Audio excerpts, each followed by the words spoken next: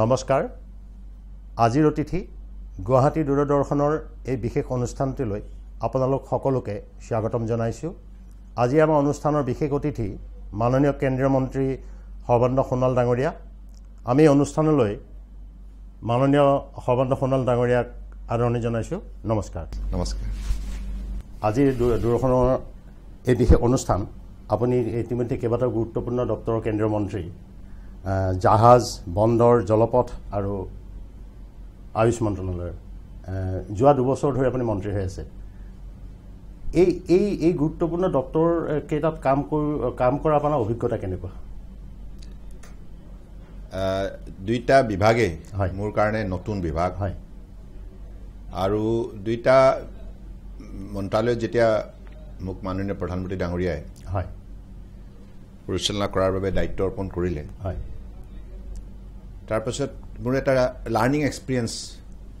Gain কৰাৰ বাবে হয় মই আমাৰ ইনিংছটো আৰম্ভ কৰিলোঁ হয় হয় কাৰণ পোৰ্ট শ্বিপিং ৱাটাৰৱেজ হয় ব্ৰহ্মপুত্ৰটো দেখিছোঁ লৰালি খালৰ প্ৰায় ডিব্ৰুগড় দেখিছোঁ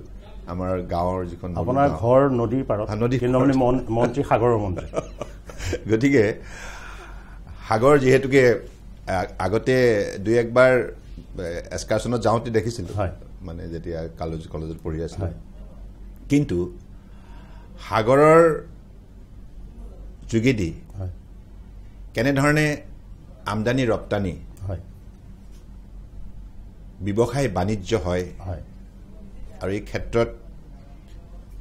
আন্তঃগাঁথনিৰ পৰা আৰম্ভ কৰি জাহাজ চলাচল কৰাৰ পৰা আৰম্ভ কৰি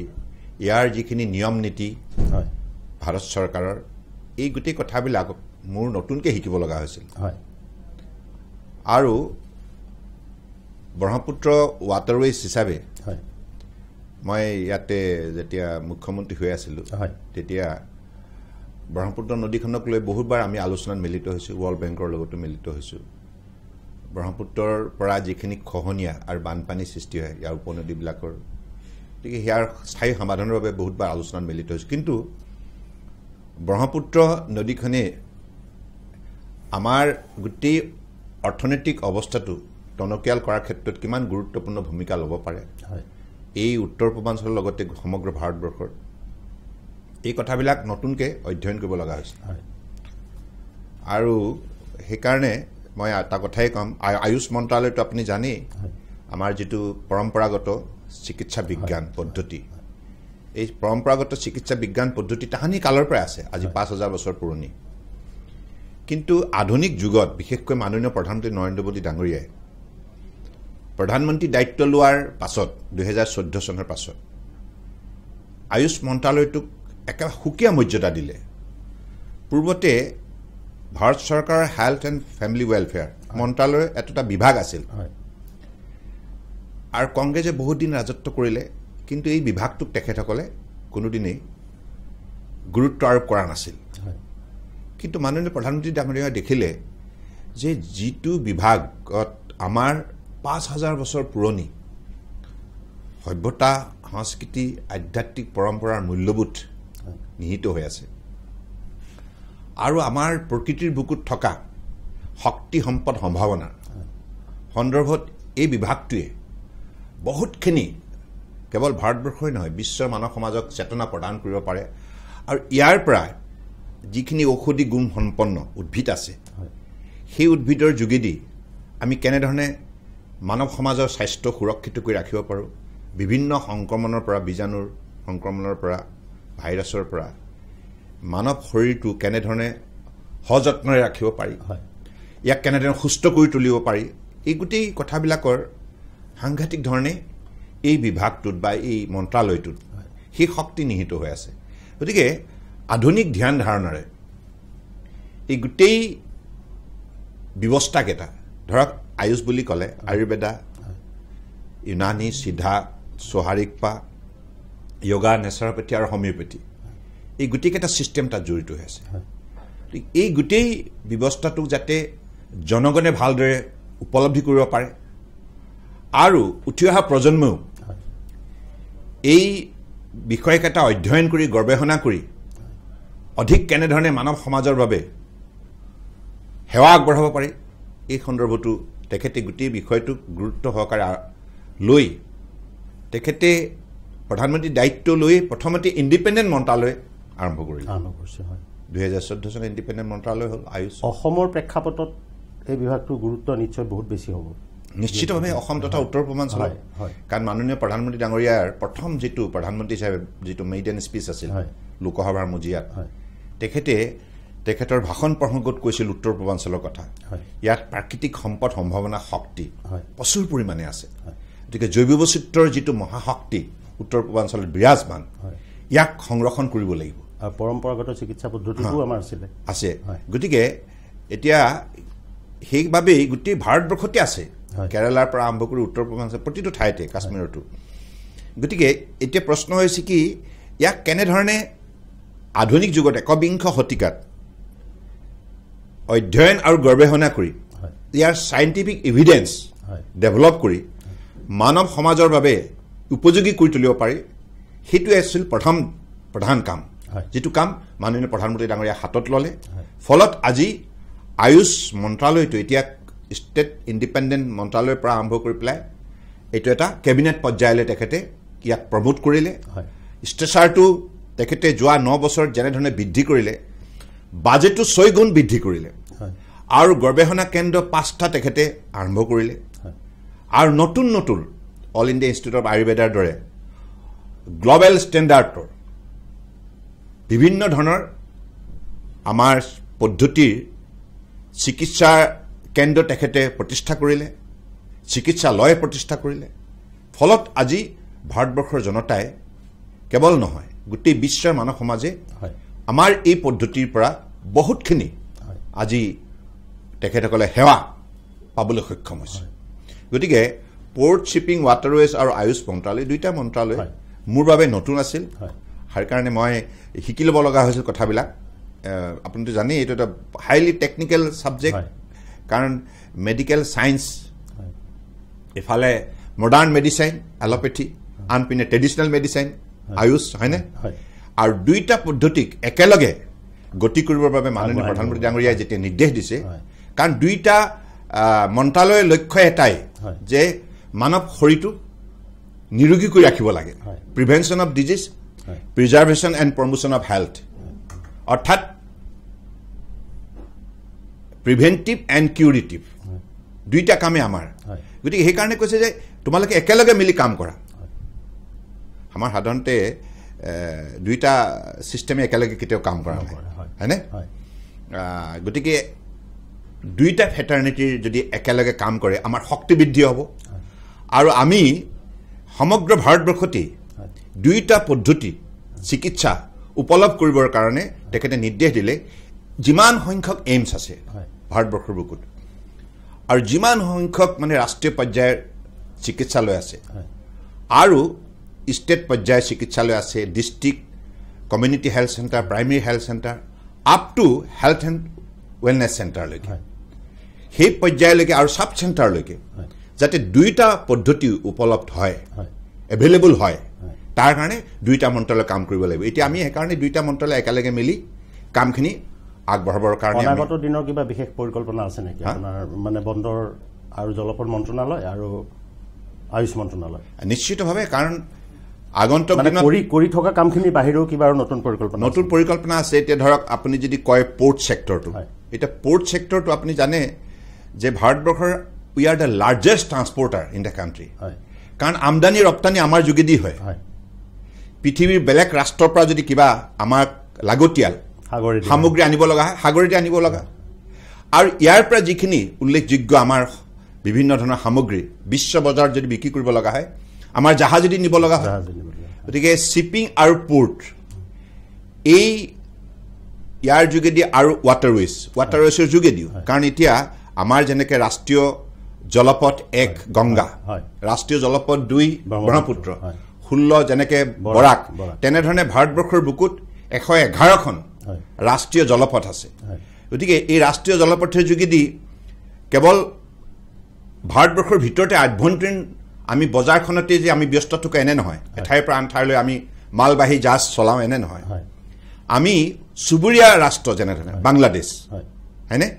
বাংলাদেশ ভূটান নেপাল ম্যানমাৰ এই ৰাষ্ট্ৰসমূহকো আমি নদী পথেদি আমি বিভিন্ন আমদানি ৰপ্তানিৰ ব্যৱস্থা আমি প্ৰৱৰ্তন কৰোঁ গতিকে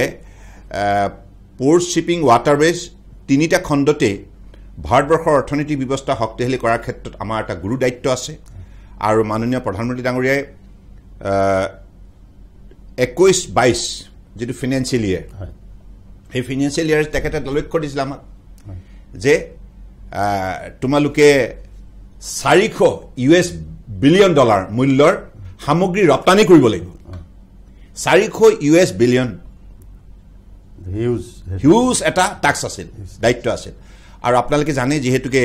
বিভিন্ন ঠাইৰ পৰা য'ত হিণ্টাৰলেণ্ড বুলি কয় সাগৰৰ পৰা বহুত দূৰত অৱস্থিত ৰাজ্যবিলাকৰ পৰা সামগ্ৰীবিলাক ৰেলে আনে ট্ৰাকে আনি পেলাই পোৰ্টত তেখেতসকলে জমা কৰে সেই পোৰ্টত আমি জাহাজত লোড কৰি পেলাই গন্তব্য স্থানলৈ আমি গতি কৰোঁ হয়নে আমাৰ মাজত ইণ্টিগ্ৰেশ্যন আছে ধৰক ministry of railway ministry of highway আৰু এফালে মিনিষ্ট্ৰী অফ এয়াৰৱেজ আছে এয়াৰপৰ্টৰ যোগেদি কিছুমান সামগ্ৰী তেখেতসকলে পঠিয়ায় তাৰ পাছত আৰু অন্যান্য ৰিলেটেড বিভাগ আছে যে ministry of finance and custom আছে গতিকে আমি সকলোকেইটা বিভাগে মিলি এই কামখিনি আমি আগবঢ়াব লাগে গতিকে তেনেধৰণে আমাক যিটো লক্ষ্য দিছিল আৰু ministry of like commerce and industry তেখেতো আছে কাৰণ তেখেতসকলৰ হেৰি অবিহনেতো সামগ্ৰী আপুনি ট্ৰান্সফাৰ কৰিব নোৱাৰে গতিকে এনেধৰণে আমি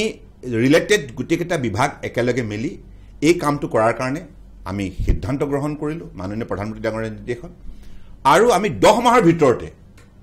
$413 বিলিয়ন মূল্যৰ আমি সামগ্ৰী ভাৰতবৰ্ষৰ পৰা ৰপ্তানি কৰিবলৈ সক্ষম হ'লোঁ মানে নিৰ্ধাৰিত লক্ষ্য আপোনালোকে পাৰ কৰিছোঁ গতিকে সেইটোৱে হৈছে উল্লেখযোগ্য মানে এটা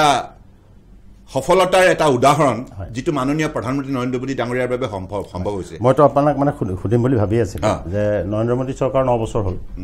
এই 9 বছৰত আপোনাৰ দৃষ্টিত সামগ্ৰিকভাৱে চৰকাৰখনৰ সফলতা আৰু বিশেষভাৱে আপোনাৰ বিভাগ দুটাৰ সফলতা মানে এতিয়া আপোনালোকে দেখিছে যে নীতি আয়োগেও যেটো ইতিমধ্যে অধ্যয়ন কৰি পেলাই যেটো হেৰি দিছে তথ্য দিছে গতিকে আৰু ৱৰ্ল্ড বেংকৰ তৰফৰ পৰাও যিখিনি তেখেতসকলে পাৰফৰ্মেন্স লজিষ্টিক যেটো ইণ্ডেক্স প্ৰকাশ কৰিছে তাতো আমাৰ মন্ত্ৰালয় কথা তেখেতসকলে অত্যন্ত উল্লেখযোগ্যভাৱে তেখেতসকলে প্ৰশংসাও কৰিছে আৰু সেই হিচাপে যিখিনি তথ্য দাঙি ধৰিছে সেই তথ্যমতে আমি বহুকেইটা পাৰামিটাৰত আমি আমেৰিকা আৰু জাৰ্মানীতকৈ আগত আছোঁ গতিকে ভাৰতবৰ্ষৰ 54 ৰেংকৰ পৰা আহি পেলাই 38 ৰেংকলৈ আমি আহিছোঁ 54 পজিশ্যন আছিলে 138খন ৰাষ্ট্ৰ আছে মেৰিটাইম ট্ৰেডত তেখেতসকলে জড়িত থকা তাৰ ভিতৰত আমাৰ ৰেংকিং 54 আছিলে ইয়াৰ আগতে কিন্তু এতিয়া আমাৰ ৰেংকিং আহিলে 38 লৈকে গতিকে তেনেধৰণে উল্লেখযোগ্য সফলতা সম্ভৱ হৈছে এই কাৰণে মাননীয় প্ৰধানমন্ত্ৰী নৰেন্দ্ৰ মোদী ডাঙৰীয়াৰ ভিজনৰ বাবে কাৰণ তেখেতে আহিয়ে পোৰ্টবিলাকৰ মডাৰ্নাইজেশ্যন মেকানাইজেশ্যন ডিজিটাইজেশ্যন কাৰণ পোৰ্টৰ কেপাচিটি এনহান্সমেণ্ট কৰিব কেপাচিটি মানে ধৰক আপুনি পোৰ্টত এখন জাহাজে ধৰক 1 লাখ টন 2 লাখ টন সামগ্ৰী কঢ়িয়াই আনিছে বিদেশৰ কোনোবা এখন ৰাষ্ট্ৰৰ পৰা আপুনি কম সময়ৰ ভিতৰতে সেই জাহাজখনক তাত সুবিধা প্ৰদান কৰি তাৰ যিখিনি সামগ্ৰী আনলোড কৰি আকৌ নতুন সামগ্ৰী লোড কৰি পেলাই জাহাজখনক যদি কম সময়ৰ ভিতৰতে বিদায় দিব পাৰে তেতিয়াহ'লে সেই পোৰ্টৰ যেটো পাৰফৰ্মেন্সটো ইণ্ডেক্সটো বাঢ়ি যায় সন্তোষজনক হয় আৰু তেনেধৰণে আমাৰ অৰ্থনৈতিক বুনিয়াদ গঢ় দিয়াৰ ক্ষেত্ৰতো ভাৰত ৰাষ্ট্ৰই শক্তিশালীভাৱে যাত্ৰা কৰিব পাৰে গতিকে সেইখিনি ক্ষেত্ৰত পোৰ্টৰ যেটো পাৰফৰ্মেন্স এটো উল্লেখযোগ্য কাৰণ ৱৰ্ল্ড বেংকৰ যেটো তথ্য ইতিমধ্যে ৰাজহুৱাভাৱে গোটেই গ্লোবেলি প্ৰকাশ কৰিছে সেই তথ্যতে এইটা কথা প্ৰমাণ হৈছে আৰু সাগৰমালা বুলি আমাৰ যেটো প্ৰগ্ৰাম আছিলে 2015 চনৰ সেই সাগৰমালা প্ৰগ্ৰামটো লঞ্চ কৰিছিল মাননীয় প্ৰধানমন্ত্ৰী ডাঙৰীয়া আৰু লক্ষ্য হৈছিল 2035 ভিতৰত 20 বছৰীয়া এটা যাত্ৰাত আমাৰ সাগৰমালাটো চেঞ্জ আৰু সেই সাগৰমালাতে আমাৰ লক্ষ্য স্থিৰ কৰা হৈছিল যে তাত প্ৰতিটো পোৰ্ট আমাৰ ভাৰত চৰকাৰ পোৰ্ট আধুনিকৰণ কৰা হ'ব পোৰ্ট মডাৰ্নাইজেশ্যন আৰু পোৰ্ট লেড ইণ্ডাষ্ট্ৰিয়েলাইজেশ্যন অৰ্থাৎ পোৰ্টৰ কাষতে উদ্যোগ প্ৰতিষ্ঠা কৰিব লাগিব আৰু পোৰ্ট লেড কানেক্টিভিটি এনহান্সমেণ্ট অৰ্থাৎ পোৰ্টৰ লগত যোগাযোগ ব্যৱস্থা ৰাস্তা আৰু ৰেলৰ যোগাযোগ ব্যৱস্থা শক্তিশালী কৰি তুলিব লাগিব কোষ্টেল কমিউনিটি ডেভেলপমেণ্ট অৰ্থাৎ গুজৰাটৰ পৰা আৰব সাগৰৰ পৰা আৰম্ভ কৰি বংগোপসাগৰৰ বেংগললৈকে 9খন ৰাজ্য যি আছে আৰু প্লাছ কেন্দ্ৰীয় শাসিত অঞ্চলবিলাক আছে গোৱা দমন দিউ ইত্যাদি ইত্যাদি গতিকে এই অঞ্চলবিলাকত বসবাস কৰা সাগৰীয় উপকূলত বসবাস কৰা জনসাধাৰণৰ উন্নয়নৰ কাৰণে কাম কৰিব লাগিব আৰু প্লাছ শেষৰটো বিন্দু আছিলে coastal shipping and inland waterways অৰ্থাৎ সাগৰমালা স্কিমৰ ভিতৰতে কোষ্টেল শিপিং মানে সেই যিটো 7,500 কিলোমিটাৰ গুজৰাটৰ পৰা আৰৱ সাগৰেদি আহি পেলাই বংগোপসাগৰ বেংগললৈকে ইয়াৰ দৈৰ্ঘ্যটো হৈছে 7,500 কিলোমিটাৰ এইটো দৈৰ্ঘ্যৰ যিখিনি আমাৰ লাইক কোষ্টেল আছে কোষ্টেল এলেকা আছে ইয়াত মানে এঠাইৰ পৰা আন ঠাইলৈ যাতে সামগ্ৰী অনা নিয়া ক্ষেত্ৰত উল্লেখযোগ্য ব্যৱস্থা প্ৰৱৰ্তন কৰা হয় সেইটো এটা টাৰ্গেট দিয়া হৈছে সাগৰমালা প্ৰগ্ৰামত আৰু শেষৰ আৰু এটা পইণ্ট আছিলে যে ইনলেণ্ড ৱাটাৰৱেজ অৰ্থাৎ আমাৰ ৰাষ্ট্ৰীয় জলপথবিলাকত যাতে আমাৰ মালবাহী জাহাজ যাত্ৰীবাহী জাহাজৰ চলাচল সুদৃঢ় কৰা হয় নিশ্চিত কৰা হয় বৃদ্ধি কৰা হয় আৰু লগতে ocean cruise river cruise and coastal cruise cruise মানে যিবিলাকত টুৰিজিমৰ কাৰণে যিবিলাক উল্লেখযোগ্য পদক্ষেপ লোৱা হয় ডাঙৰ ডাঙৰ যিবিলাক জাহাজে এঠাইৰ পৰা আন ঠাইলৈ পৰ্যটকসকলক তেখেতসকলে লৈ যায় আৰু সেই অঞ্চলৰ বিভিন্ন বৈশিষ্ট্যপূৰ্ণ যিবিলাক অঞ্চলক তেখেতসকলে প্ৰদৰ্শন কৰায় গতিকে তেনেধৰণে ওচেন ক্ৰুজ কোষ্টেল ক্ৰুজ আৰু ৰিভাৰ ক্ৰুজ যিটো আপোনালোকে দেখিছে MV Ganga villus river cruise যিটো বেনাৰছৰ পৰা 3,200 কিলোমিটাৰ অতিক্ৰম কৰি বাংলাদেশৰ মাজে ডিব্ৰুগড়লৈ আহিছিল গতিকে তেনেধৰণে মানে গোটেই ভাৰতবৰ্ষত এটা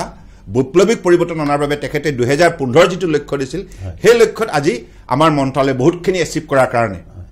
আজি ভাৰতবৰ্ষত সামগ্ৰিকভাৱে যিটো উন্নয়নৰ যাত্ৰাটো ইমান সুদৃঢ় আৰু ইমান চকুত লগা হৈছে যাৰ কাৰণে 2014 চনত মোদী ডাঙৰীয়া যেতিয়া প্ৰধানমন্ত্ৰী দায়িত্ব লৈছিল তেতিয়া ভাৰতবৰ্ষৰ ৰেংকিং আছিলে 10 পজিশ্যন ৱৰ্ল্ডৰ গ্লবেল ৰেংকিং আছিলে এতিয়া তেখেতৰ সঠিক সিদ্ধান্ত সঠিক নীতি সঠিক নেতৃত্ব আৰু সততা নিষ্ঠাৰে দক্ষতাৰে যি নেতৃত্ব প্ৰদান কৰিলে ইয়াৰ ফলশ্ৰুতিত আজি ভাৰতবৰ্ষ বিশ্বৰ 5ম সৰ্ববৃহৎ অৰ্থনীতি হিচাপে স্বীকৃতি বুটলিবলৈ সক্ষম হ'ল আৰু 2030ৰ ভিতৰত তেখেতে লক্ষ্য দিছে 5 ট্ৰিলিয়ন ভাৰতবৰ্ষৰ অৰ্থনীতি 5 ট্ৰিলিয়ন অৰ্থাৎ আপুনি 5 ট্ৰিলিয়ন বুলি যি কয় 420 লাখ কোটি টকা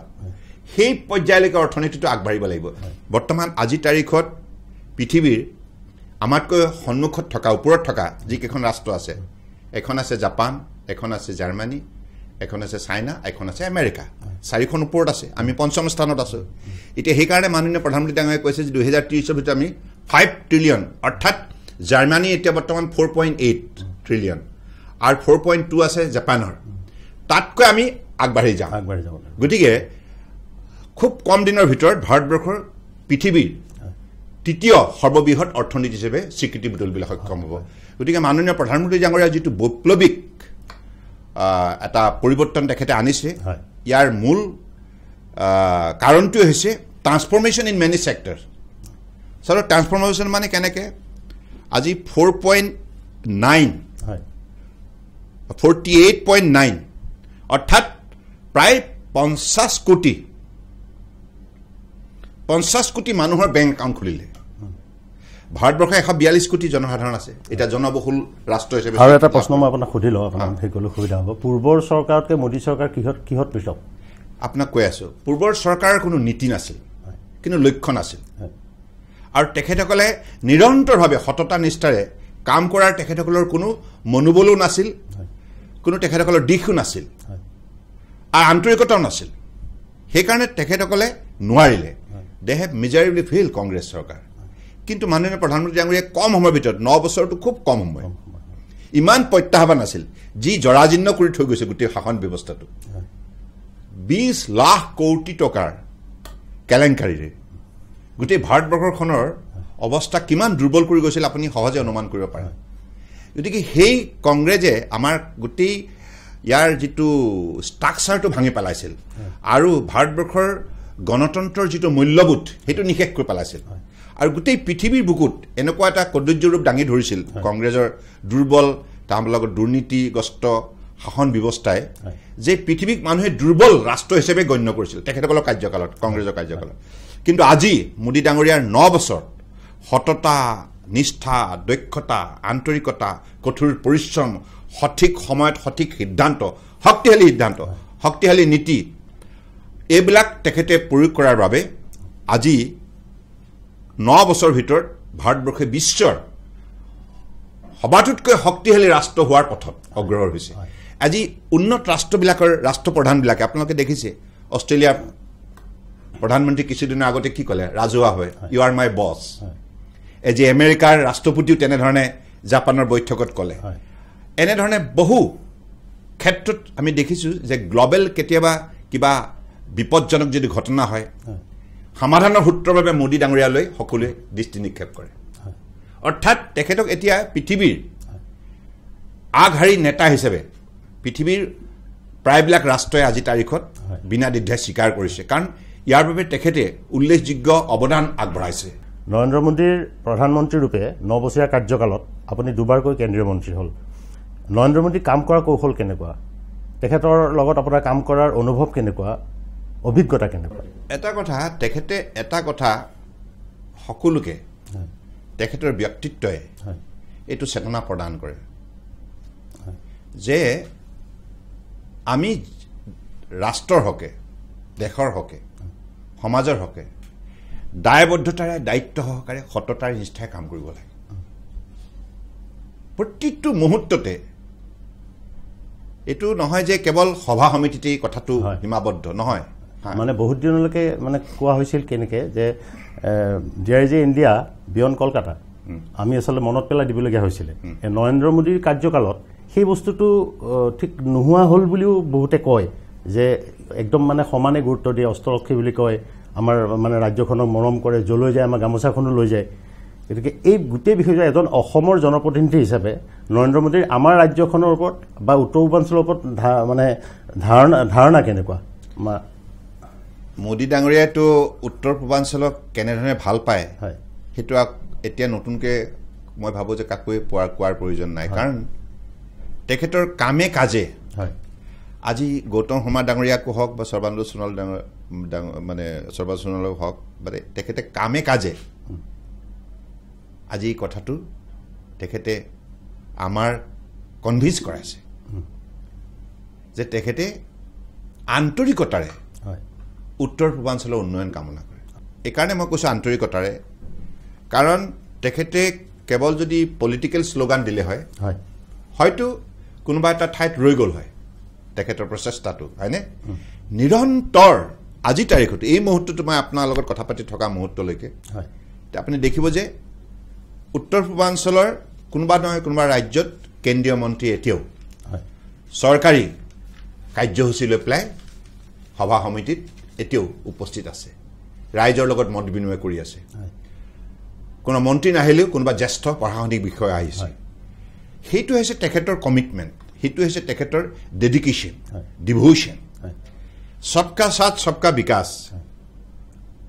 সবকা বিশ্বাস সবকা প্ৰয়াস এই যে তেখেতে সাৰ্বজনীন যিটো গণতান্ত্ৰিক নীতি হাতত ল'লে এই নীতিটোৰ যোগেদি প্ৰথমতে মানুহে ভাবিছিল যে এনেই কৈছে এইটো এটা সাধাৰণ পলিটিকেল শ্লোগান বুলি ভাবিছিলে কিন্তু ইয়াত যে আন্তৰিকতা আছে ইয়াত যে নিষ্ঠা আছে ইয়াত সততা আছে এই কথাবিলাক আজি 9 বছৰত কামে কাজে প্ৰমাণ হৈছে ভাৰতবৰ্ষৰ প্ৰতিটো অঞ্চল লাডাখ আপুনিতো গৈছে লাডাখ বোধহয় কাৰ্গিল লাডাখ লেহ কাশ্মীৰ জম্মু কাশ্মীৰ কন্যাকুমাৰীলৈকে অৰুণাচল প্ৰদেশ গুজৰাটলৈকে এই বিশাল উপমহাদেশখনত প্ৰতিটো অঞ্চলত আপুনি যাওক প্ৰতিটো অঞ্চলৰ উন্নয়নৰ বাবে আন্তৰিকতাৰে বাই হাৰ্ট তেখেতে যিখিনি পদক্ষেপ ল'লে আৰু আটাইতকৈ ডাঙৰ কথা হৈছে কি তেখেতে অধ্যয়ন কৰিলে ভাৰতবৰ্ষৰ জিলাসমূহৰ ভিতৰত আটাইতকৈ পিছপৰা জিলাকেইখন কোনকেইখন বাছি উলিয়াব লাগে বিষয়াবিলাকক নিৰ্দেশ দিলে এছপাৰেশ্যনেল ডিষ্ট্ৰিক্ট তেনেধৰণে নিৰ্বাচিত কৰা হ'ল অৰ্থাৎ যিকেইখন জিলা অন্যান্য জিলাৰ তুলনাত পিছপৰি আছে অসমতো তেনেকৈ আছে অন্যান্য ৰাজ্যতো আছে সেই জিলাসমূহক বিশেষভাৱে গুৰুত্ব প্ৰদান কৰি পেলাই অন্যান্য জিলাৰ সমান্তৰালভাৱে যাতে তেখেতসকলে উন্নয়নৰ ক্ষেত্ৰত যাত্ৰা কৰিব পাৰে সেই পৰ্যায়লৈকে সেই জিলাবিলাকৰ পদোন্নতি কৰাৰ যিটো প্ৰচেষ্টা সেইটো ভাৰতবৰ্ষৰ স্বাধীনতা ইতিহাসত বিৰল সেনেকুৱা ঘটনা কেতিয়াও হোৱা নাই কোনো প্ৰধানমন্ত্ৰী তেনেধৰণৰ পদক্ষেপ লোৱা নাই ভাৰতীয় জনতা পাৰ্টিৰ দুজন হ'ল মানে প্ৰধানমন্ত্ৰীলৈকে বাজপেয়ীজী আৰু মানে মোদীজী দুইজনৰ মাজত বহুত কথা সাদৃশ্য থকা বুলিও কয় হয় তেখেতৰ বাজপেয়ী ডাঙৰীয়া হয়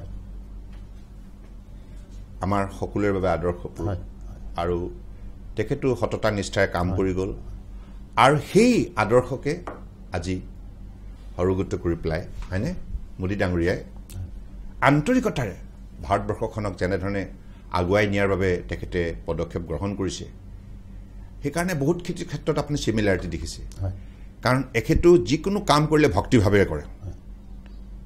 এইটো কেৱল ৰাজনীতি মুনাফাৰ কাৰণে নহয় তেখেতে সদায় কৈ থাকে কেৱল ক্ষমতাৰ কাৰণে নহয় আমি ইয়াত আহিছোঁ দেশ সেৱা কৰিবলৈ তেখেতে প্ৰধানমন্ত্ৰী হৈ প্ৰথম বক্তব্য যেতিয়া দিছিল কৈছিলে মনত আছে চাগে আপোনাৰ কেৱল প্ৰধানমন্ত্ৰী হিচাপে নহয় প্ৰধান সেৱক হিচাপে মই দেশ সেৱা কৰিবলৈ আহিছোঁ আৰু এতিয়াও আপুনি দেখিব আমাৰ শ্লোগানটো সেৱা সুশাসন আৰু গৰীব কল্যাণ সমাজৰ আটাইতকৈ শেষৰ আটাইতকৈ দুৰ্বল ব্যক্তিজনক শক্তিশালী কৰাই হৈছে তেখেতৰ লক্ষ্য সমাজৰ আটাইতকৈ যিটো অঞ্চলত যাতায়াত নাই যোগাযোগ নাই তাক যাতায়াতৰ যোগাযোগ ব্যৱস্থাৰ যোগেদি সবলীকৰণ কৰাটোৱে তেখেতৰ লক্ষ্য সেইখিনি কাম তেখেতে 9 বছৰ নিৰন্তৰভাৱে কৰাৰ বাবে আজি ভাৰতবৰ্ষখনে এনেধৰণে শক্তিশালী ৰাষ্ট্ৰ হিচাপে নিজক প্ৰতিষ্ঠা কৰিবলৈ সক্ষম হৈছে গতিকে মানে আপুনি চাব যে মই বিজেপিৰ এজন কাৰ্যকৰ্তা হিচাপে বা তেখেতৰ মন্ত্ৰী হিচাপে কোৱা নাই মইতো ছাত্ৰ নেতা আছিলোঁ সদৌ অসম ছাত্ৰ নেতা থাকোঁতে আমাৰ যিটো দুৰ্যোগ হয় দিল্লীলৈ গ'লে কংগ্ৰেছৰ শাসন কালত মন্ত্ৰীৰ সাক্ষাৎকাৰ বিচাৰি পেলাই মাহৰ পাছত মাহ ৰৈ থাকিব লাগে কেতিয়াবা বিষয়াকে কাগজখন দি পেলাই গুচি আহিব লাগে মানে সাংঘাতিক অৱস্থা অকল আমাৰে নহয় উত্তৰ পূৰ্বাঞ্চলৰ পৰা যোৱা মানুহৰ প্ৰায় এইটো অৱস্থা হৈছিল আৰু ইয়াৰ পৰা যোৱা মন্ত্ৰীবিলাকো সেই অৱস্থা হয়নে চিফ মিনিষ্টাৰবিলাকো এনেকুৱা অৱস্থা হৈছিল তেতিয়া কিন্তু মাননীয় প্ৰধানমন্ত্ৰী ডাঙৰীয়া ক'লে নহয় উত্তৰ পূৰ্বাঞ্চলৰ পৰা টকা পইচা খৰচ কৰি এলাই আহিব নালাগে আমাৰ গোটেই দিল্লীৰ গোটেই কেন্দ্ৰীয় চৰকাৰ মন্ত্ৰী সকলো উত্তৰ পূৰ্বাঞ্চল যাব লাগিব কেৱল গৈ পেলাই এজন টুৰিষ্ট হিচাপে পৰ্যটক হিচাপে গ'লে নহ'ব ঠাই ঘূৰি আহিলে নহ'ব তাত গৈ স্থানীয় ৰাইজৰ লগত কথা পাতিব লাগিব স্থানীয় চৰকাৰৰ লগত কথা পাতিব লাগিব আৰু নিজৰ মন্ত্ৰালয় যিখিনি বিভাগৰ কাম কাজ আধৰুৱা হৈ আছে সময়মতে সম্পূৰ্ণ কৰিব লাগিব কোৱালিটি কনষ্ট্ৰাকশ্যন হ'ব লাগিব আৰু উত্তৰ পূৰ্বাঞ্চলৰ মানুহৰ মাজত এইটো ধাৰণা জগাই তুলিব লাগিব বিশ্বাসৰ ভাৱ জগাই তুলিব লাগিব যে এইখন চৰকাৰে আমাক উন্নয়নৰ বাবে আন্তৰিকতাৰে কাম কৰিছে গতিকে সেই বাৰ্তাটো দিবৰ বাবে তেখেতে ক'লে যে প্ৰতিগৰাকী কেন্দ্ৰীয় মন্ত্ৰীক নিৰ্দেশ দিলে প্ৰতি 15 দিনৰ মূৰে তোমালোকে যাব লাগিব কাম কৰিব লাগিব আন্তৰিকতাৰে কাম কৰিব লাগিব আৰু কি কাম কৰিলা তাৰ এটা ৰিপৰ্ট মোক দাখিল কৰিব লাগিব গতিকে সেইখিনি নিষ্ঠা নিৰন্তৰ আজি তাৰিখতো চলি আছে গতিকে সেইখিনি কাম কৰাৰ বাবে আজি উত্তৰ পূৰ্বাঞ্চলৰ মানুহে আদৰণীয় প্ৰধানমন্ত্ৰী নৰেন্দ্ৰ মোদী ডাঙৰীয়াক অত্যন্ত বিশ্বাস কৰে আপোনাৰ সামাজিক জীৱন অত্যন্ত সমৃদ্ধ আপুনি সদৌ অসম ছাত্ৰ সন্থাৰ দুবাৰকৈ সভাপতি আছিল তাৰপিছত আপুনি অসম গণ পৰিষদ সাধাৰণ সম্পাদক আছিল আপুনি বিধায়ক হৈছিল আপুনি ৰাজ্যসভাৰ সদস্য লোকসভাৰ সদস্য কেন্দ্ৰীয় মন্ত্ৰী মুখ্যমন্ত্ৰী বৰ্ণাঢ্য এই গোটেইকেইটা কামৰ ভিতৰত মানে ৰাজনীতিক হোৱাৰ পাছত মানে যিখিনি হেৰি হ'ল দায়িত্ব একদম আপোনাৰ বিধায়ক সাংসদৰ পৰা কেন্দ্ৰীয় মন্ত্ৰী বা মানে মুখ্যমন্ত্ৰীলৈকে আটাইতকৈ প্ৰত্যাহ্বানমূলক কাম কোনটো তাৰমানে আপোনাৰ মতে আপোনাৰ দৃষ্টিত মানে কি হ'ল মই আপোনাক কওঁ মানে কম্পেয়াৰ কৰিব নোৱাৰি চব কামতেই বেলেগ অলপ ভিতৰত ভয় ভাৱ এটা থাকেই কেনেকুৱা হ'ব কামটো কি হ'ব মানে আপোনাক মই ক'লোঁ আজিও মই শিকিহে আছোঁ এইখন পথাৰত ইমান প্ৰত্যাহ্বান আছে বহুত শিকিব লগা কথা আছে কাৰণ ভাৰতবৰ্ষৰ বৈচিত্ৰ মই যিখন ইয়াৰ হেৰি সমাজ হয়নে ইমান সুন্দৰ আৰু প্ৰতিখন ৰাজ্যতে ইমান সুন্দৰভাৱে সমাজ ব্যৱস্থা আছে গতিকে সেইকাৰণে মাননীয় প্ৰধানমন্ত্ৰী ডাঙৰীয়াই হয়তো কৈছে যে আমাৰ diversity is the basis of our strength হয়নে সেইকাৰণে কৈছে গতিকে বহুত শিকিব লগা আছে আৰু যিহেতুকে মোৰো এটা সৌভাগ্য হ'ল যে মাননীয় প্ৰধানমন্ত্ৰী নৰেন্দ্ৰ মোদী ডাঙৰীয়াৰ দৰে এগৰাকী মহান নেতাৰ নেতৃত্বত কাম কৰাৰ এটা সুযোগ লাভ কৰিলোঁ। আপুনি দুবাৰকৈ হ'ল, মই কৈছোঁ। মই নহয়, এবাৰতো কেন্দ্ৰীয় মন্ত্ৰী হ'লোঁ 2014 পৰা 16লৈকে, তাৰপিছত মুখ্যমন্ত্ৰী তেখেতৰ নেতৃত্বতেই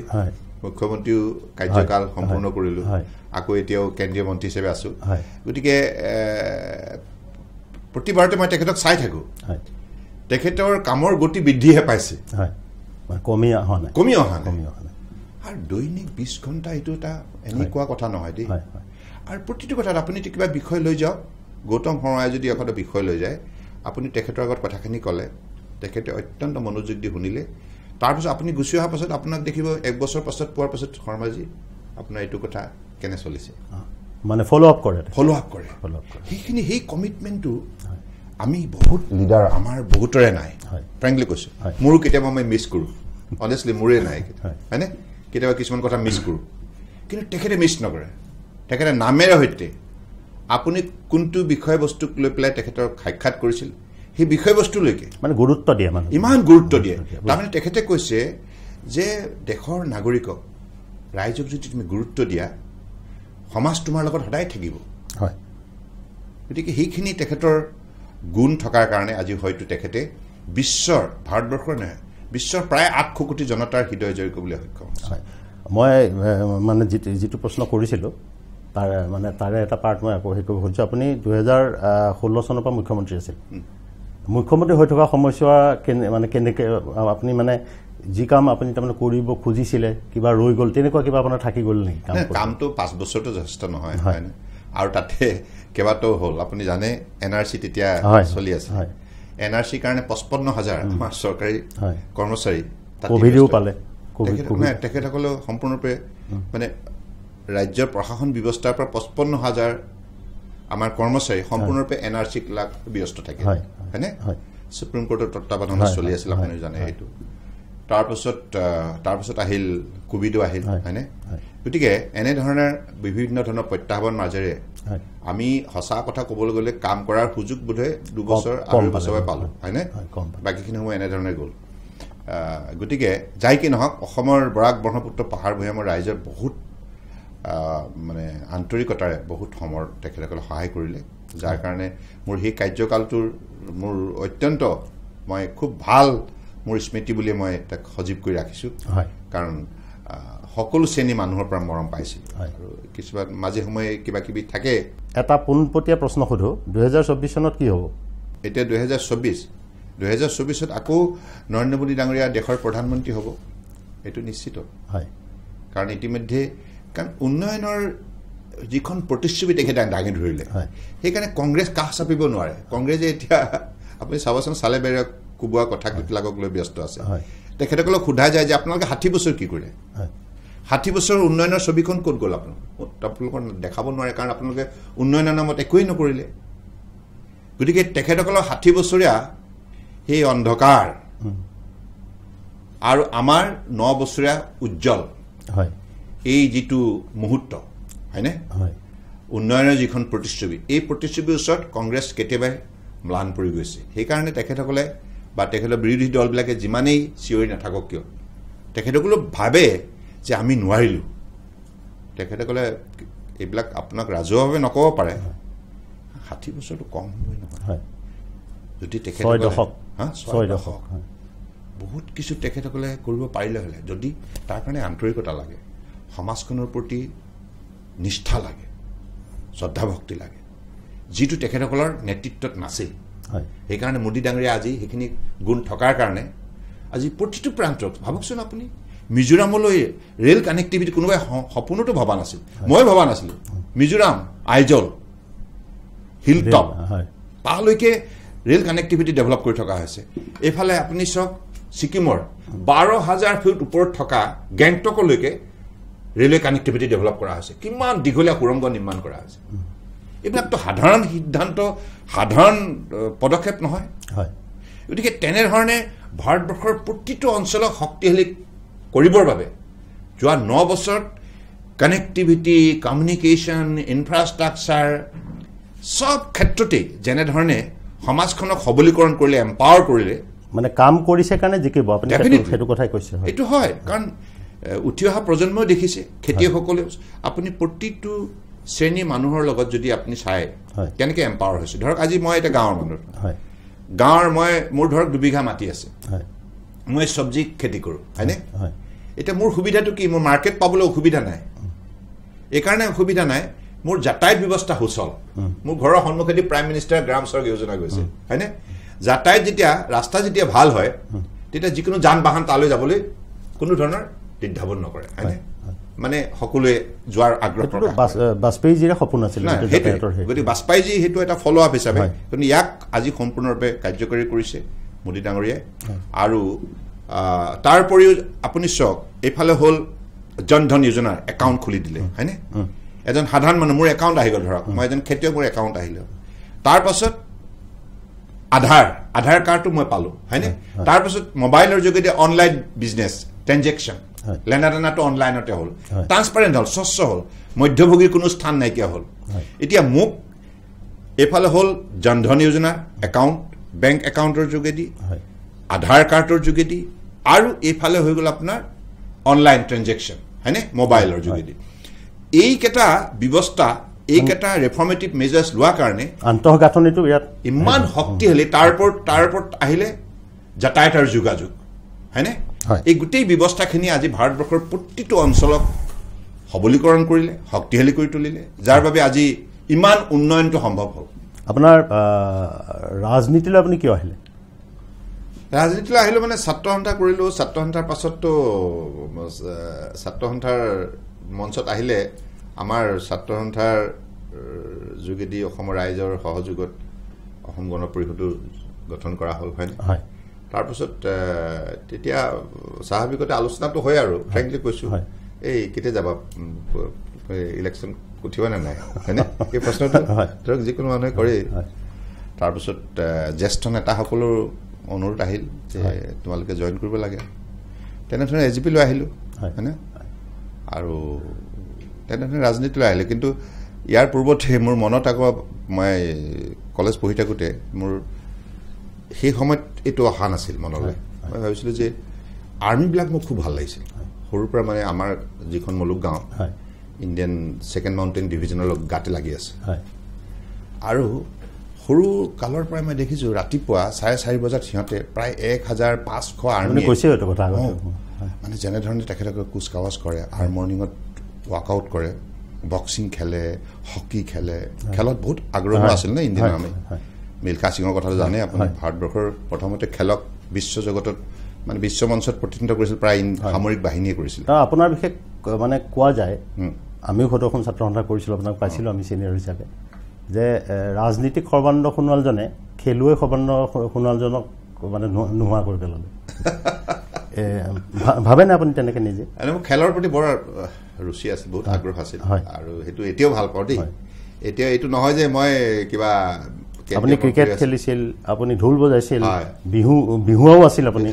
গতিকে এই গোটেই ৰাজনীতি কৰাৰ লগে লগে এই বাকীখিনি কৰিবলৈ সময়ো নহয় পৰিৱেশো নহয়গৈ আৰু পৰিৱেশটো নহ'ল আৰু যি নহওক লাগে সেইবিলাক স্মৃতি বৰ সজীৱ হৈ আছে কেতিয়াবা বেয়া লাগেনে মনটো কেতিয়াবা লাগে স্বাভাৱিকতে কাৰণ মানুহেতো হয় মইতো আৰু বেলেগ নহয় গতিকে মোৰো বেয়া লগা ভাল লগা থাকিবই গতিকে যি কি নহওক চবটো ঈশ্বৰৰ ইচ্ছাতে হয় বুলি ভাবোঁ আৰু আজিৰ তাৰিখত যিখিনি সুযোগ পাইছোঁ দেশ সেৱা কৰাৰ হয় তাৰ কাৰণেতো গুৰুসকল দুখীয়া মানুহক সেৱা কৰিবলৈ সুযোগ এটা পাইছোঁ আৰু য'তেই আছোঁ তাতেই মই জানো যে আমাক গুৰুজনাই কৈছিলে যি দায়িত্ব তুমি পাইছা দায়িত্ব সৰু বৰ নাই যিটো দায়িত্ব পাইছা তাতে নিষ্ঠা সহকাৰে কাম কৰা নিষ্ঠাৰে কাম কৰিলে আস্থাৰ পাত্ৰ হ'বা নিষ্ঠাৰে কাম কৰিলে আস্থাৰ পাত্ৰ নিষ্ঠা সহকাৰে যদি কাম কৰা আস্থাৰ পাত্ৰ হ'ব যাৰ বাবে নিষ্ঠাৰে কাম কৰে তেওঁলোকে ল'ব সমাজৰ কাৰণে যদি আপুনি নিষ্ঠাৰে কাম কৰে সমাজখনে দেখি থাকেতো 2024টোতো মানে হেৰি ক'লে আপুনি 2026ত কি হ'ব অসমত চৰকাৰ ডেফিনেটলি ভালেই হ'ব আৰু এতিয়াতো বৰ্তমান ৰাজ্য চৰকাৰখনে বহুত চেষ্টা কৰিছে ভাল কাম কৰাৰ বাবে আৰু চিফ মিনিষ্টাৰগৰাকীয়ে যথেষ্ট নিজেও বহুত ৰাতিপুৱা গধূলি পৰিশ্ৰম কৰি আছে গতিকে ডেফিনেটলি অসমৰ ৰাইজক লৈ পেলাই এইখন চৰকাৰে মানে 2024 আৰু 2026ত আহিব বিজেপি আকৌ ডেফিনেটলি বিজেপি তো আনিবই লাগিব কাৰণ বিজেপি থাকিলেহে অসমৰ উন্নয়ন সম্ভৱ হ'ব হয়নে গতিকে মই ভাবোঁ যে নিশ্চিতভাৱে আমি সকলোৱে মিলি কাম কৰিব লাগিব আমি আকৌ ৰাষ্ট্ৰীয় জলপথ 2 আৰু ৰাষ্ট্ৰীয় জলপথ 16 ব্ৰহ্মপুত্ৰৰ পৰা সেই সম্পৰ্কে অকণ বহলাই হেৰি কৰিব নেকি মানে কি হৈ আছে আৰু নতুন নতুন কি এতিয়া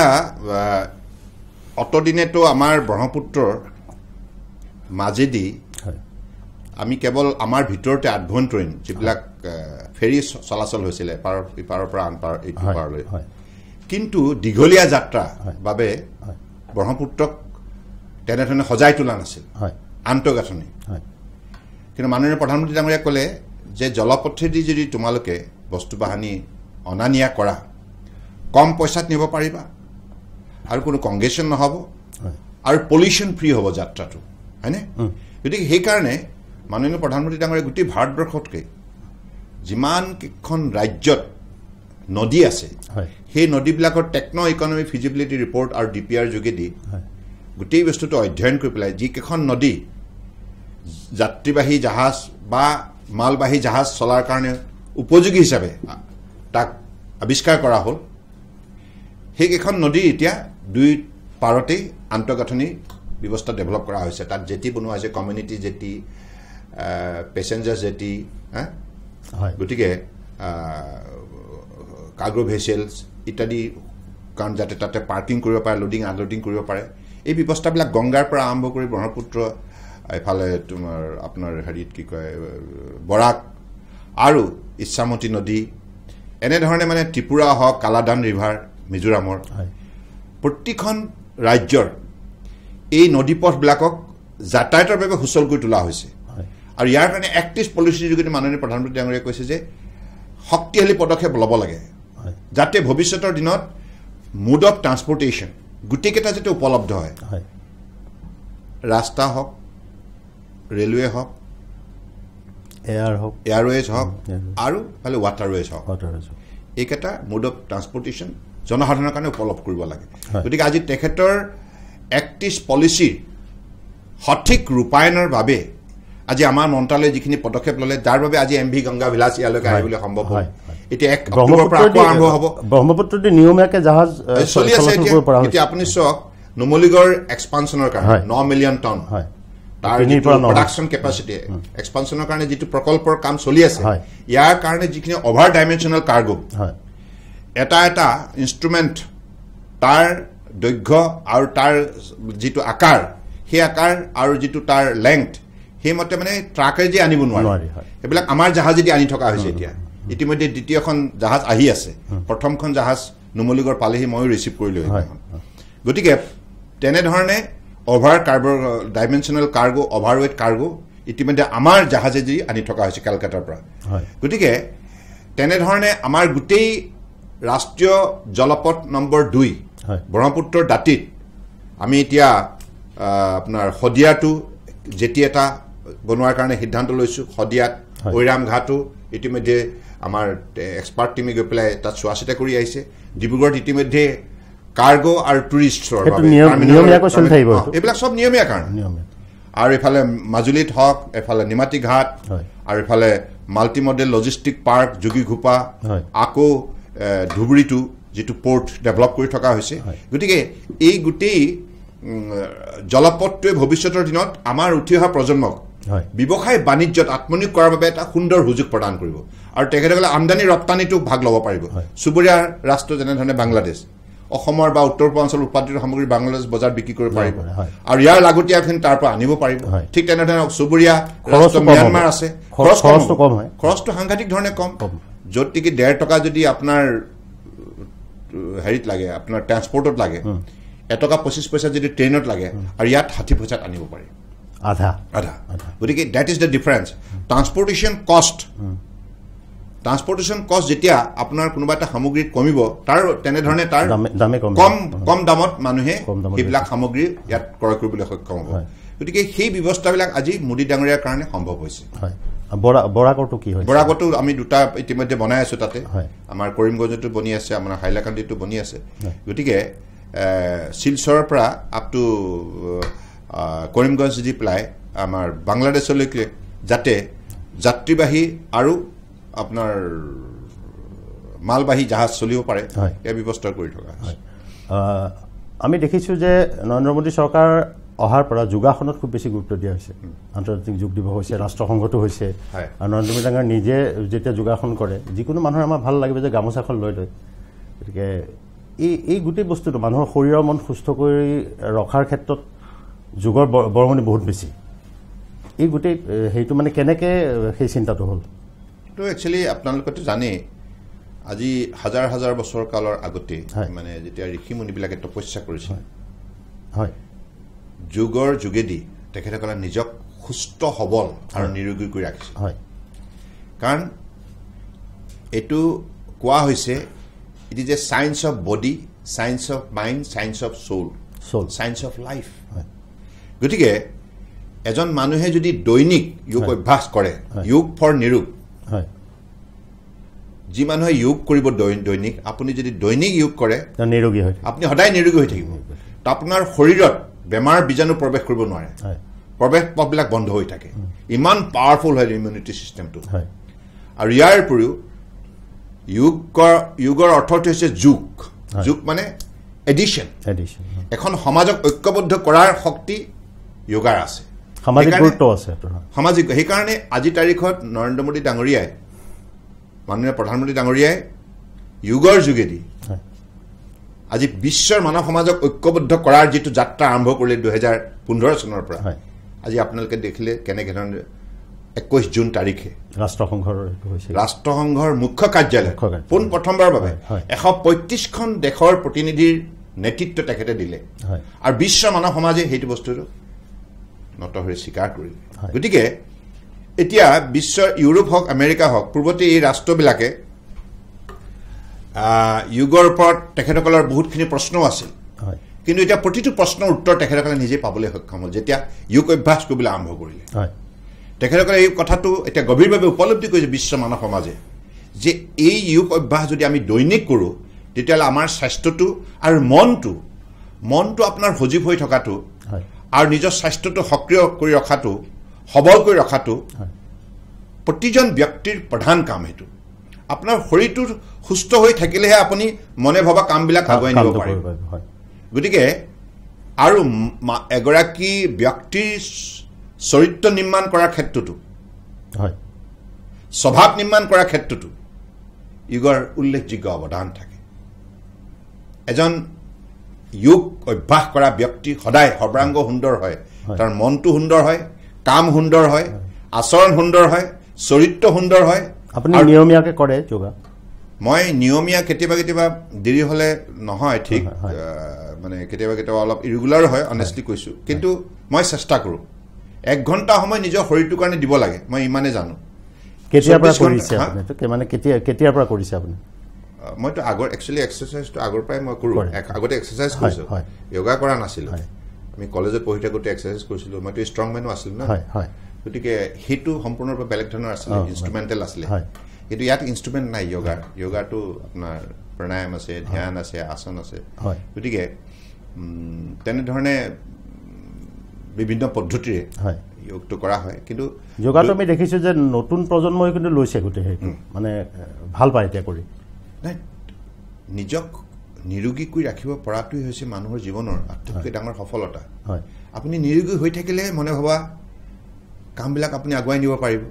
ছাপোজিং আপুনি মনে ভাবিছে এইটো কাম কৰিব লাগে শৰীৰটোৱে কৈছে চৰি শৰীৰটোৱে যদি আপোনাক ছাপৰ্টে নকৰে সহায়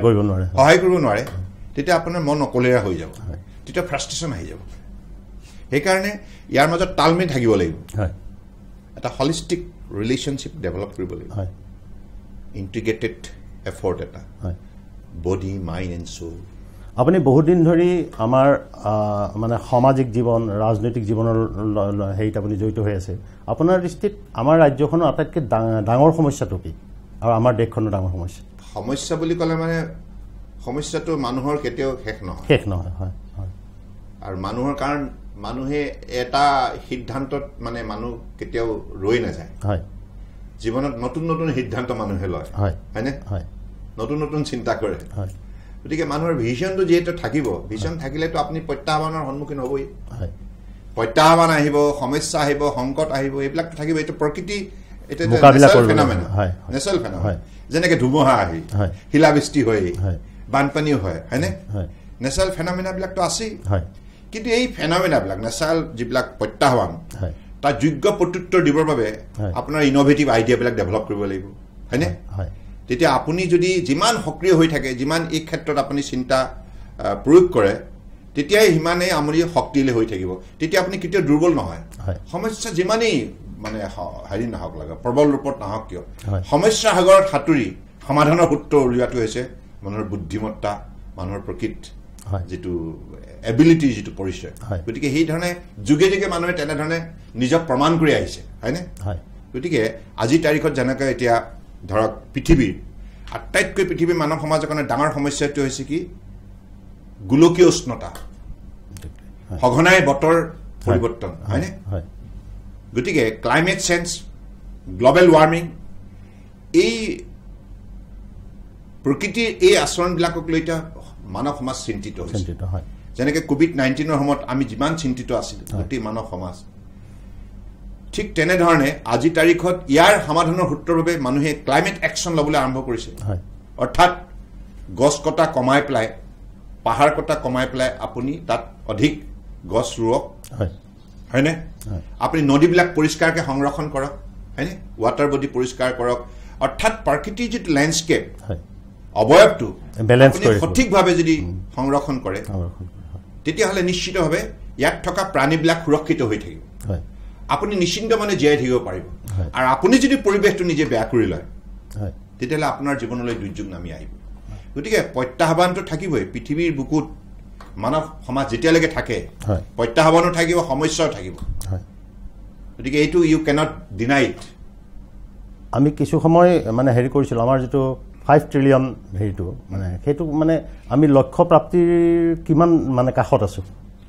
বহুত কাষত আছোঁ কাৰণ এতিয়া উন্নয়নৰ বাবে যিটো আন্তঃগাঁথনিৰ প্ৰয়োজন যিটো পৰিৱেশ বাতাবৰণৰ প্ৰয়োজন এনভাইৰনমেণ্টৰ প্ৰয়োজন সেই এনভাইৰনমেণ্টটো ইতিমধ্যে মাননীয় প্ৰধানমন্ত্ৰী ডাঙৰীয়াই তেখেতৰ বলিষ্ঠ নেতৃত্বত গঢ় দিলে মানে 5 ট্ৰিলিয়ন হ'লে আমি চাইনা আৰু হেৰিৰ পাছত হ'ম চাইনা আৰু আমেৰিকাৰ পাছত হ'ম হয়নে গতিকে এতিয়া যিহেতুকে মই আপোনাক কৈছোঁ আগতে দিন হাজিৰা কৰা মানুহজনৰ হাতত একাউণ্ট নাছিল আধাৰ কাৰ্ডো নাছিল মোবাইল কেনেকৈ হেণ্ডেল কৰে সেইটোও জনা দিছিল আজি চব্জি বিক্ৰী কৰা মানুহজনো অনলাইনত ট্ৰেঞ্জেকশ্যন কৰিব পৰা হ'ল হয়নে তাৰ মানে একোগৰাকী নাগৰিকক সবলীকৰণ কৰাৰ ক্ষেত্ৰত মাননীয় প্ৰধানমন্ত্ৰী ডাঙৰীয়াই যিটো বিজ্ঞানসন্মতভাৱে পৰিকল্পনা প্ৰস্তুত কৰি ইয়াক সঠিক ৰূপায়ণ কৰাৰ বাবে আজি ভাৰতবৰ্ষৰ আত্মবিশ্বাস বাঢ়ি গ'ল এতিয়া আমি fastest growing economy in the world 10ৰ পৰা 5লৈ সেইটোতো fastest growing economy in the world গতিকে এতিয়া আৰু ভাৰতবৰ্ষ পাছলৈ নাচায় এতিয়া মাননীয় প্ৰধানমন্ত্ৰী ডাঙৰীয়াই ভাৰতবৰ্ষৰ বিশ্বৰ বুকুত আটাইতকৈ শক্তিশালী কৰাৰ বাবে তেখেতে এতিয়া নতুন নতুন কিছুমান পলিচি আনিছে পলিচি আনি প্ৰাইম মিনিষ্টাৰ গতি শক্তি নেশ্যনেল মাষ্টাৰ প্লান ইয়াত বহু মন্ত্ৰালয়ক ঐক্যবদ্ধ কৰি একেলগে কাম কৰাৰ বাবে তেখেতে নিৰ্দেশ দিছে 100 লাখ কোটি টকাৰ এই প্ৰকল্প আজি প্ৰতিটো মন্ত্ৰালয়ে সম্পূৰ্ণ কৰাৰ বাবে যৌথভাৱে প্ৰচেষ্টা হাতত লৈছে ভাৰতমালা গোটেই ভাৰতবৰ্ষত ৰাস্তা পদূলি নেটৱৰ্কিং ডেভেলপ কৰা পৰ্বতমালা এখন পৰ্বতৰ পৰা আনটো পৰ্বত শৃংগ মানে যুগসত্ৰ ৰচনা কৰি যাতায়াত ব্যৱস্থা উচ্চ শৃংগটো সম্ভৱ কৰি তোলা হয়নে তাৰমানে এনেকুৱা এটা জেগা নাথাকিব য'ত নেকি যাতায়াত আৰু যোগাযোগ নাথাকিব আৰু তাত বসবাস কৰা মানুহবিলাক এম্পাৱাৰ হ'ব তেখেতসকলৰ উৎপাদিত সামগ্ৰী ল'ৰা ছোৱালীৰ পঢ়া শুনা cultural connectivity social connectivity economic upliftment all kind of development Ayush মন্ত্ৰণালয়ৰ কিবা নতুন মানে পৰিকল্পনা আছে আয়ুষ মন্ত্ৰালয়তো এতিয়া যিহেতুকে মাননীয় প্ৰধানমন্ত্ৰী ডাঙৰীয়াই যি পৰ্যায়লৈকে আমাক তেখেতে আগবঢ়াই দিলে এতিয়া আজি 9 বছৰ আয়ুষ ছেক্টৰটোৰ গ্ৰোথৰ বাবে আজি world health organisation world health অৰ্গেনাইজেশ্যনে পৃথিৱীৰ যিমান সংখ্যক পৰম্পৰাগত চিকিৎসা পদ্ধতিৰ লগত জড়িত ৰাষ্ট্ৰ আছে সেই ৰাষ্ট্ৰসমূহৰ ভিতৰত নিৰ্বাচিত